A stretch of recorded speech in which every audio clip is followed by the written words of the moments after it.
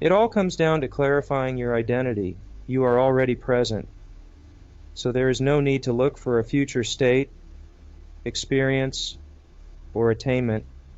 What you are seeking to know is not separate or distant, since it is your own self. What you are must always be with you.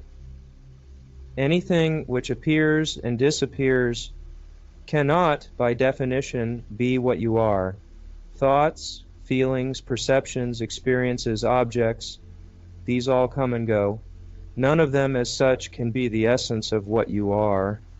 So set those aside and continue to look into your true nature. What is left to consider? Surprisingly little. However, you are still present. You are still aware. Look at this presence of awareness itself. Having discarded all else, this is the only possible remainder and must be what you are. Your existence is beyond any doubt, and what you are is brightly aware. You are that knowing presence which is registering all thoughts, feelings, and experiences. Look directly into this. This is the heart of the matter. Notice that thoughts arise and set, but this presence, your own natural being, remains constant. There is no need to wait for the future to see this, nor is there any need for a special practice, technique, or approach, simply because it is already present. You do not need to make an effort to be present and aware. It is completely natural and effortless. Look now and notice that what you are and the sense of presence awareness are not two different things. You are that which is present and aware. Many words are used to point to this essential nature: presence, awareness, consciousness, life, spirit, emptiness, being, God, oneness, and so on. These are all simply pointers, and what they are pointing to is your true nature, nothing more or less. The body and mind may suffer experiences, yet awareness, your natural being, remains unaffected and uncompromised.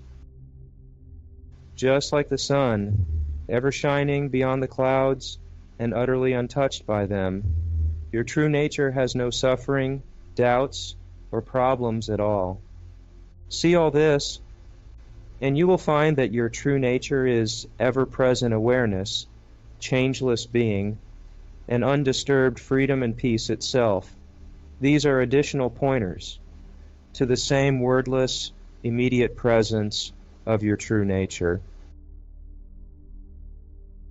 You are not a limited, defective person, self, or entity. This false belief is at the root of all seeking, suffering, doubts, and problems in life. Those experiences are only creations of conceptual thought. Those concepts hinge on the imagined person who is assumed to be separate from oneness. So all thoughts of a suffering nature concern the identity, attributes, and condition of a person to whom they are assumed to apply. Interest in the thoughts is sustained by the belief that we are that limited person or separate self. The person to whom those thoughts and stories pertain is the central I thought, ego, or person that we have assumed to be present and real. This is the linchpin of the whole production. All the self-centered concepts, beliefs, and habits of mind are sustained by the belief in the presence of this person. That is why a very effective approach is simply to investigate the reality of this assumed person. Where is the person? Is it real? Did you ever find it? For example, in any given moment there may be a few thoughts, feelings, or sensations appearing. Do any of those constitute a person, a separate self? They are simply momentary objects appearing and disappearing in present awareness. How could they be a substantial self or independent person? If you set those aside and continue to investigate, you will find that there is nothing else present at all to investigate. All there is wide open, clear, obvious presence awareness itself, and that is not a limited person or entity. The conclusion must be that the person that we have taken ourselves to be is a complete myth, because it is not findable in direct experience. And if it does not exist now, then it never existed in the past, nor will it ever exist in the future. If the person is discovered as not real, not present, a mere unexamined assumption, then the root of all self-centered conceptual thoughts, beliefs, habits, and attachments is severed. With this recognition, the interest in the self-centered stories fades naturally and effortlessly, because there is no more belief in the reality of the central concept, the person. The thoughts and beliefs unwind and scatter like autumn leaves in the wind. There's no more belief in the fixed reference point of a self or a central character. You simply remain as the open sky of awareness in which all thoughts arise and set, untouched, spacious, clear, and always unmodified. The tendency to fixate on or attach to thoughts dissipates. Seeing this, you cannot believe in self-centered thoughts, even if you want to, because the basic misconception has been undermined. You do not seek water in a mirage once it is known to be a mirage. What about the nature of the world, the universe that presents itself to us? All that we can know is what appears to us in immediate experience, and that which appears, whether it be a thought, feeling, perception, or any other experience, has no separate and independent existence apart from the awareness which cognizes it. Since awareness and objects always appear together, they must be the same in essence. How many thoughts, feelings, or perceptions can you have outside of awareness? They are inseparable, and everything that appears arises from, exists upon, and returns into awareness.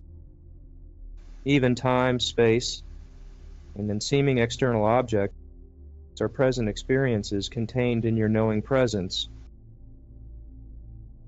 There is nothing separate and apart from this ever. In fact, there is just this, only this inescapable presence awareness. You are that. How do we live and function in the world? This is a false question because, as we have already seen, there is no one present who can live or function. At a practical level, all thoughts, feelings, and actions go on without any reference to an imagined self-center or person. I am not thinking, feeling, sensing, experiencing, or acting because there is no I present to do those things. Look at your thoughts right now. Is there an I creating them, or are they simply arising spontaneously? Surely the latter is the case. Do you have any idea what the next thought will be? If not, how can you say you created it? If you say you are choosing, creating, or controlling your thoughts, then why would you ever create an unhappy or troubling thought? So you see that thoughts simply appear. There is no person or self involved at all. The same goes for choices, decisions, feelings, and actions. It is all happening spontaneously. So the question, how will I live my life, is unnecessary. There is no you to do anything at all. Things simply come up to be done. Life and its activities arise spontaneously and effortlessly from moment to moment, in response to the demands of the situation directly. No special insight, awakening, or enlightenment is needed. What is being pointed to is the natural condition of what is. We may have overlooked this, but it is not difficult to see. How could it be when it is shining here in plain view? However, if necessary, you can review the basic points covered above and confirm them for yourself. Then, the simple truth of your present natural state stands out very clearly right now. Before the next thought or experience appears, you are already that natural and uncontrived presence awareness itself.